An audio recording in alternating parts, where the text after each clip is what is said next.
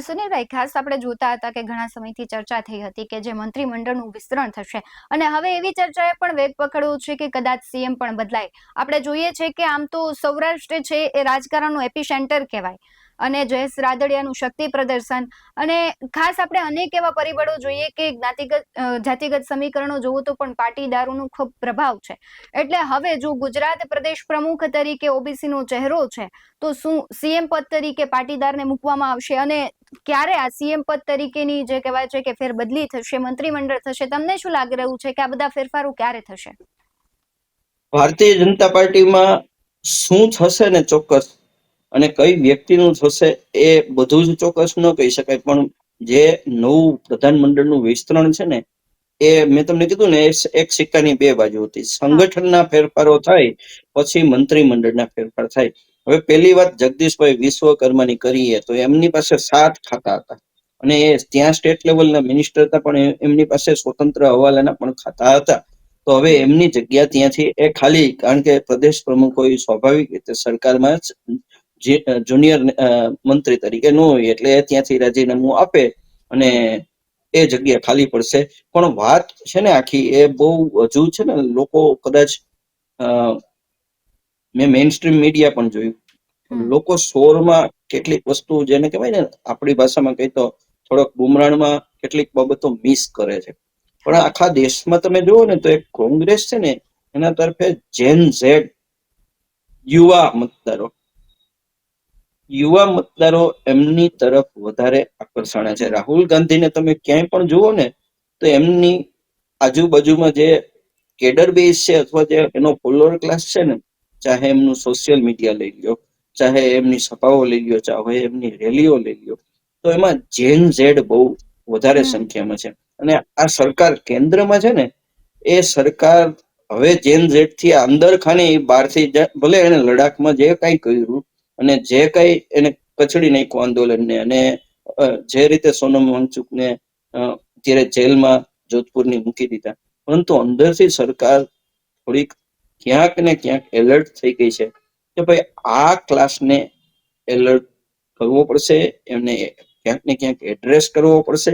કારણ કે ગુજરાતનું પ્રધાનમંડળ જોવો તો હર્ષભાઈ સંઘવી અને બીજા એક બે ભાઈ, જગદીશભાઈ ની 52 વર્ષની ઉંમર, બાકી 60, 65, 70, 75, 78 વર્ષના, જે લોકોને આપણે ટીવીમાં ક્યારેક જોઈ તો એના પગ પણ હરખા ન પડતા હોય, ચાલવાની તકલીફ હોય, એ લોકો મોટા મોટા નેતા તરીકે બેઠા છે. તો હવે મને તો એવું લાગે છે કે પેલા તો એ નેતાઓ એના રિપોર્ટ કાર્ડ જોઈ એમને ઘર ભેગા કરવામાં આવશે, અને એમની જગ્યાએ જે કે જે બધા મંત્રીમંડળોમાં જેમની એજ થઈ ગઈ છે એમને રિટાયરમેન્ટ આપશે, અને યુવાનોને બધાને એમાં ક્યાંક સ્થાન મળશે. એટલે આ એમને ક્યાંક સાચવી લે કે જેથી કરીને એમના વોટર બેઝ છે, અથવા એમના વિસ્તારમાં એની લોકપ્રિયતા થોડી ઘણી હોય, એમનું નેટવર્કિંગ હોય, એ પાર્ટીથી વિમુખ ન થઈ જાય. પરંતુ એમને હવે કેબિનેટની કે મંત્રાલયની સેવાઓમાંથી મુક્ત કરવામાં આવશે. એની સામે જે એવરેજ એજ આવશે ને, હું એજમાં વાત કરું ને, તો એ 30 થી 40 ની એજના વધારે નેતાઓ આવશે. તમે જયેશ રાદડિયાની શરૂઆતમાં વાત કરી ને, તો જયેશ રાદડિયા જયારે દિલ્હી ગયા અને અમિતભાઈને મળ્યા ને, ત્યારે જ નક્કી થઈ ગયું કે જયેશ, તારે મેદાનમાં આવવાનું છે, ને યુ ડિઝર્વ બેટર. કારણ કે એ ભૂતકાળમાં કેબિનેટ મંત્રીમાંથી વિજયભાઈ રૂપાણીના મંત્રીમંડળમાંથી પડતા મુકાયેલ વ્યક્તિ હતા, અને ત્યારબાદ એને પાર્ટી માટે પ્રૂવ કર્યું કે હું પાર્ટીથી વિરુદ્ધ નથી. અને ઇફકોની ચૂંટણી જો એ જયેશ રાદડિયા જીતી શકે, તો એમાં અમિતભાઈની ઈચ્છા ન હોય ને તો એ ન જીતી શકાય. આજે ભારતમાં 2 જ નેતાઓ એવા છે કે જે ભારતીય જનતા પાર્ટીને ક્યાં નેતાઓને ક્યાં કઈ રીતે શું એનું પોઝિશનિંગ આપવું એ નક્કી કરે છે.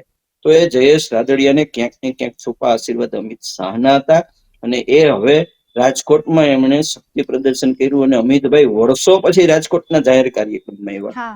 તો જયેશ રાદડિયાનો ઉદય અવશ્ય છે, નિશ્ચિત છે. કેબિનેટમાં ખૂબ જ વજનવાળું કેબિનેટ મંત્રીનું ખાતું મળશે.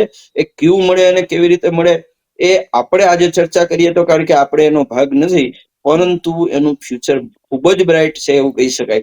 મુખ્યમંત્રી બદલાવે ન બદલાવે એ બધી અટકળો છે, પણ એ અટકળોમાં હું અને તમે ખોટા પડી શકીએ, એટલે હું એ બાબતે નહીં કહું. પણ એટલું ચોક્કસ કહીશ કે ગુજરાતના મુખ્યમંત્રી જે છે, એની નીચેનું જે મંત્રીમંડળ છે, એમાં નવસર્જન કરવામાં આવશે. એનું કારણ એ છે કે મોલમાં હવે જૂનો માલ વેચાતો નથી અને નવો માલ લીધા વિના છૂટકો નથી. એટલે મોલ ખરાબ નથી, એમાં આવેલો માલ છે એ હવે જૂનો થઈ ગયો છે, એ માલનો નિકાલ કરો અને નવા લોકોને લઈ આવો.